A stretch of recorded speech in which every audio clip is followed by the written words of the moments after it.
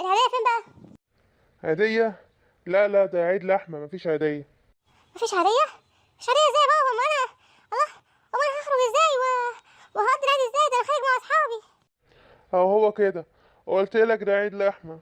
يعني هاخد عيديتي ربع كيلو لحمه ولا ايه؟ مش فاهم يعني. الله. روح شوف امك في المطبخ بتعمل ايه.